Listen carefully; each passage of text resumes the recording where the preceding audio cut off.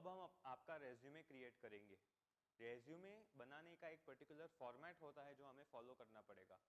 वो फॉर्मेट में sequential order में ही जाना है। वो सीक्वेंस में कभी ऊपर नीचे मत करिएगा, वरना आपका रेज्यूमे का लुक खराब हो जाएगा। सबसे पहला जो चीज़ आपको लिखना है वो है हेडिंग और आपका कॉन्टैक्ट इन्फॉर्मेशन। अभी हेडिंग के अंदर क्या क्या आएगा? आपका नाम, पूरा नाम आएगा, एड्रेस आएगा, बाद में मोबाइल नंबर आएगा, बाद में अभी रिसेंटली ये भी देखा गया है क्योंकि अब सब डिजिटल चल रहा है, तो आपका लिंक्डइन का प्रोफाइल का भी आप आईडी डाल सकते हैं। वो भी एक अच्छा इम्पैक्ट देता है क्योंकि आज के टाइम पे अगर आप एक प्रोफेशनल है, आप कहीं पे काम कर रहे हैं, तो इट इज़ मैंडेटरी कि आपका एक अच्छा लिंक्डइन प्रोफाइल हो। तो आपका एक लिंक्डइन प्रोफाइल बना दीजिएगा। अगर वो ना हो तो वो मैंने पहले भी आपको कहा था, तो उसमें सारा डिटेल्स फिलअप करके रेडी रहिएगा, ताकि अगर कोई भी आपको चेक करने के लिए जाए लिंक्डइन पे तो उसको भी एक अच्छा प्रोफाइल दिखे। तो हेडिंग के अंदर वो सब चीज़ें आता है, आपका कॉन्टैक्ट डिटेल्स, आपका नाम, नंबर, एड्रेस, सब कुछ, लिंक्डइन का आईडी। जो दूसरा चीज़ आता है वो है ऑब्जेक्टिव। ऑब्जेक्टिव यानी कि हमने जो करियर ऑब्जेक्टिव पहले बनाया था वो आपको यहाँ पे डाल देना है। करियर ऑब्जेक्टिव में आपको जॉब का, जो आप जिस जॉब के लिए रेज्यूमे बना रहे हैं उसके रिलेटेड ही ऑब्जेक्टिव डालना है। अगर आईटी के लिए रेज्यूमे है तो आईटी का ऑब्जेक्टिव आएगा, अकाउंट्स के लिए रेज्यूमे है तो अकाउंट्स का ऑब्जेक्टिव आएगा, वो आपको यहाँ पे डाल देना है। और करियर ऑब्जेक्टिव हेडिंग या फिर सिर्फ ऑब्जेक्टिव हेडिंग के अंदर ऑब्जेक्टिव के हेडिंग के अंदर आपको रख देना है। जो तीसरा चीज़ आपको डालना है वो है प्रोफेशनल समरी। प्रोफेशनल समरी यानी कि क्या, आपने अभी तक कहाँ कहाँ कितने टाइम तक काम किया है। अभी रेज्यूमे दो लोगों के लिए होते हैं, एक तो फ्रेशर्स, एक एक्सपीरियंस्ड। अगर आप फ्रेशर हैं तो ये आपके लिए नहीं है, अगर आप एक्सपीरियंस्ड है तो ही ये आपके लिए है, जहाँ पे आपको लिखना है कि आपने कहाँ कहाँ कितने टाइम तक काम किया था। तो ये आपका कवर होता है प्रोफेशनल समरी। प्रोफेशनल समरी में आप डालेंगे उल्टे ऑर्डर में, जैसे जो सबसे लेटेस्ट आपने जो काम किया होगा वो पहला आएगा, उसके पहले का उसके बाद में आएगा, और उस तरीके से आप जाएंगे। सीधे ऑर्डर में नहीं लिखना है कि सबसे पहला जॉब मेरा ये था, दूसरा जॉब ये था, तीसरा जॉब ये था और एंड में आपका लेटेस्ट जॉब, ऐसा नहीं करना है। उल्टे ऑर्डर में जाना है, डिसेंडिंग ऑर्डर में जाना है। तो इस तरीके से आपका एक प्रोफेशनल समरी कंप्लीट होगा। जो चौथा चीज़ आपको डालना है वो है एक्सपीरियंस। एक्सपीरियंस मतलब आप दो तरीके के एक्सपीरियंसेस डाल सकते हैं। एक तो आप अपना जो जॉब का है उसी को थोड़ा कंटिन्यू करेंगे। अभी प्रोफेशनल समरी और जॉब में डिफरेंस क्या है, तो फिर प्रोफेशनल समरी में वो चीज़ें भी आती है जो आपने कॉलेज के टाइम पे इंटर्नशिप्स के टाइम पे की थी, या फिर एक्स्ट्रा जो उस टाइम पे आपने कोई प्रोजेक्ट वगैरह किया था वो भी उसमें इंक्लूड होता है। एक्सपीरियंस में आप जॉब के बारे में ही सिर्फ लिखते हैं, तो आप दोनों में से कोई भी एक चूज़ कर सकते हैं। उसके बाद आता है एजुकेशनल क्वालिफिकेशंस। आप इस जॉब के लिए क्यों एजुकेशनली यानी कि एकेडमिकली आप क्यों क्वालिफाइड हैं ये जॉब करने के लिए, वो आपको मेंशन करना है। अभी एक बात खास ध्यान में रखिएगा, टेबल कहीं पे भी नहीं बनाना है। टेबल 10 साल पहले आउटडेटेड हो चुका है। टेबल में सारा कि year, school, college, degree, course, ऐसा नहीं बनाना है, ये काफ़ी आउटडेटेड लगता है। पॉइंट्स बना दीजिए। एक पॉइंट में आपने लिख दिया कि ये साल में मैंने यहाँ इस कॉलेज से या इस स्कूल से ये पर्टिकुलर डिग्री कोर्स या ये particular UG PG course complete किया था, तो पॉइंट्स बना देने हैं। उसके बाद आता है awards and accomplishments. Awards and accomplishments में आपको ये डालना है कि आपको अपने काम के लिए या फिर स्टडी से रिलेटेड या फिर एक्स्ट्रा करिकुलर में कोई आपके फील्ड से रिलेटेड आपको कोई अवार्ड मिला है कि नहीं, इसमें भी आपको खास ध्यान में रखना है।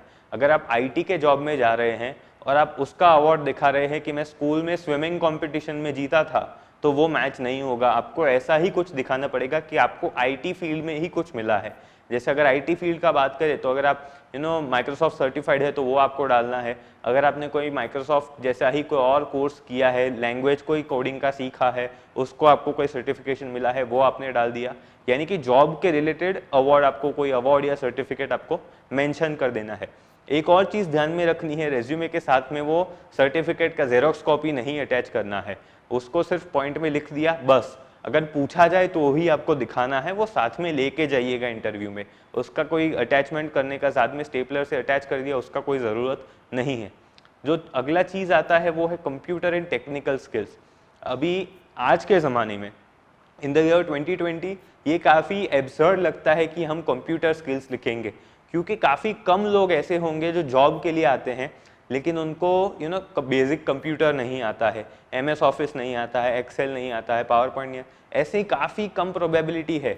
फिर भी आप अगर चाहें तो लिख सकते हैं, लेकिन इसके अंदर आपको उस उतना नहीं लिखना है कि ये कर दिया कि माइक्रोसॉफ्ट वर्ड आता है, नई लाइन में माइक्रोसॉफ्ट एक्सेल आता है, नई लाइन में माइक्रोसॉफ्ट पावर पॉइंट आता है। ज़्यादा दिखाने के लिए ऐसा नहीं करना है, ऐसा ही लिख दीजिए कि MS office, I am proficient in MS office.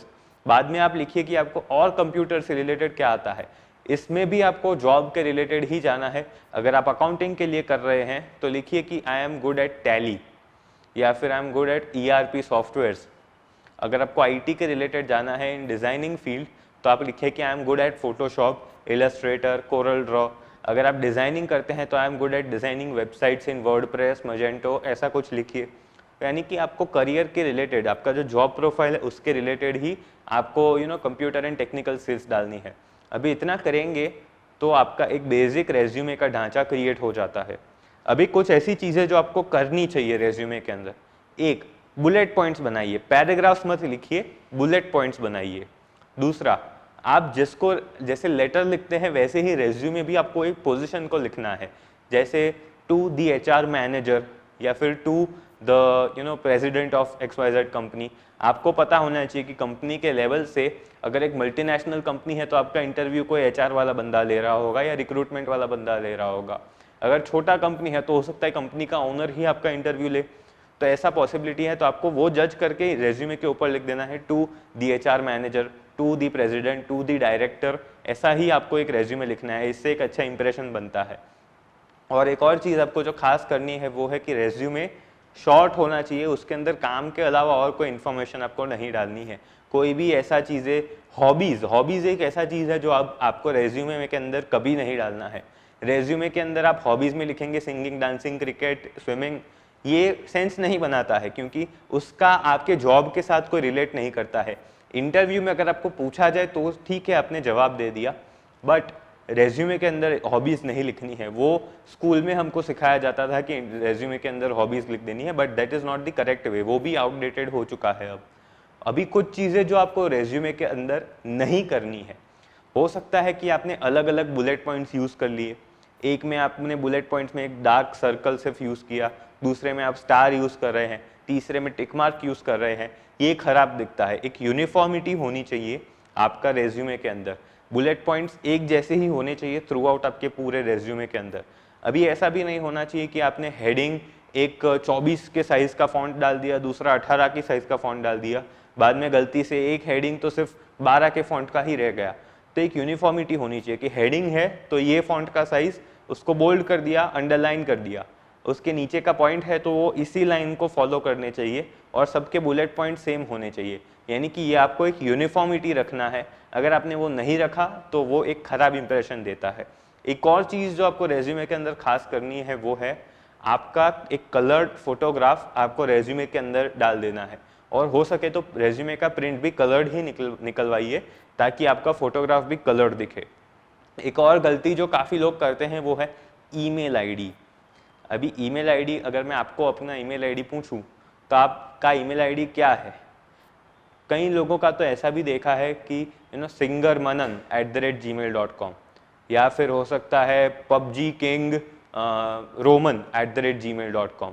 तो ऐसा काफ़ी सारा ईमेल आईडी लोग यूज़ करते हैं। लेकिन अगर आप जॉब के लिए जा रहे हैं तो आपको अपना ईमेल आईडी एकदम सिंपल रखना है। फुल नेम रख दिया, नाम, सरनेम, बर्थ का ईयर डाल दिया, तो आपका @gmail.com का एक आईडी बन जाएगा इजीली।